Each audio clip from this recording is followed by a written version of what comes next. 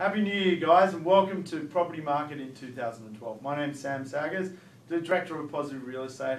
I'd love to welcome you to a bit of an update on what happened last year, as well as a bit of an understanding of perhaps where we can invest into the future.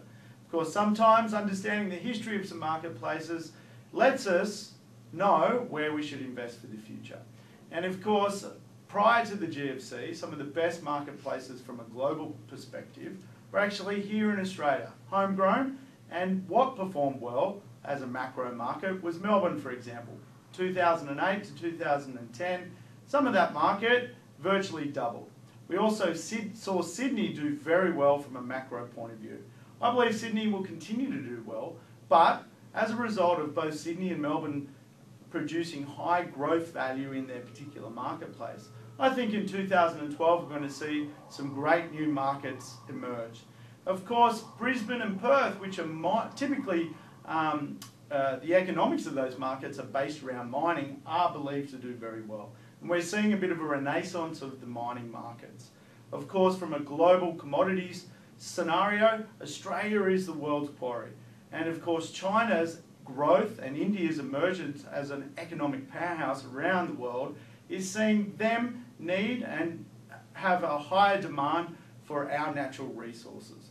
And Brisbane and Perth are essentially the offices to the huge mining markets such as Rio Tinto, BHP, and some lesser known mining markets, which are mining companies which are very blue chip.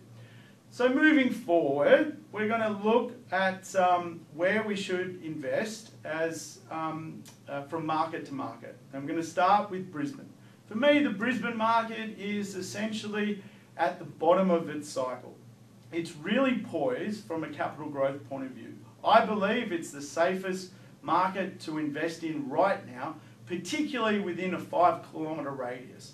Sometimes investing in real estate is about strategic location, and Brisbane allows us as investors to buy in that inner sanctum or very close to the CBD in a very strategic location. In fact, only 1, 2 or 3 kilometres from the centre of town, you can buy a property around the $300,000 mark. I believe that's good value. In fact, Brisbane is some 38% cheaper than Sydney at the moment and some 11% cheaper than Melbourne. It is also a lot cheaper than less impressive marketplaces where there's less population, such as Darwin.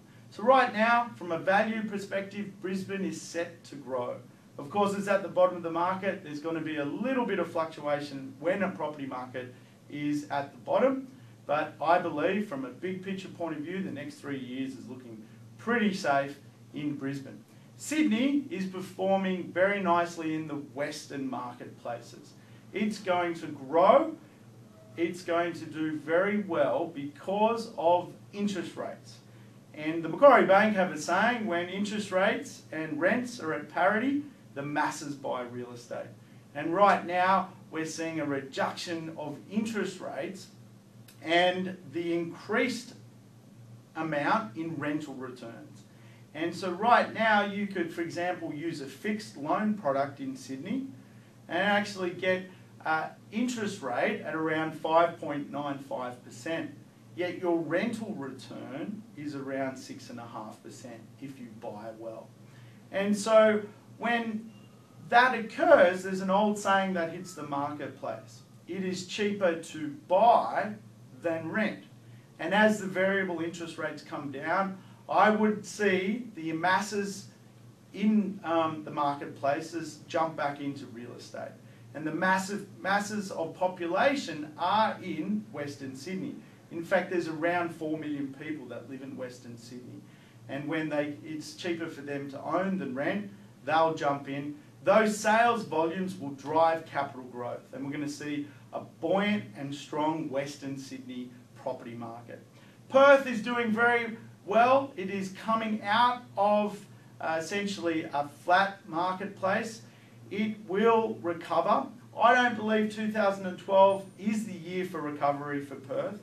I actually believe 2013 and beyond that, even into 2014, are where we're going to see a lot of activity in the Perth market. Right now, it is still yet to hit the bottom. It's fluctuating around that level, But moving beyond that, we're going to see a great opportunity to buy and diversify our portfolio into 2013 and 2014. Adelaide's plods along, it keeps doing. It's certainly not going to make huge waves into 2012, but it is a nice, safe bet if you're looking for a house and you can get entry-level houses sub $300,000. It will make waves into the future. It always is a very stable market. Doesn't have the massive peaks and troughs that other markets tend to have. And I believe if you're looking for a diversified property, Adelaide's still a great opportunity to buy. Of course, some of the regional markets are faring very well. And in particular, we've been focusing on the Gladstone property market. And if you can get into that market, sub sort of $450,000, you're doing very well. And some other mining markets, or new boom towns as I like to call them, for example Orange, you can get into that market sub 300,000 and do very strong. Get yourself a high rental return and high capital growth. That anomaly doesn't align itself all that often, and so you've got a great opportunity to mix both capital growth and cash flow into the future. But moving forward into next year, I'd love you guys to register for one of our property information nights, because there's going to be some hot topics which we're going to talk about. The markets of 2012, the best places to invest. It's real simple, and I appreciate you taking the time to listen to this. Just register your particulars and we'll get one of our friendly staff to give you a call and make sure you know where to come to one of our property information nights. They're held all around the country. We look forward to catching up with you soon.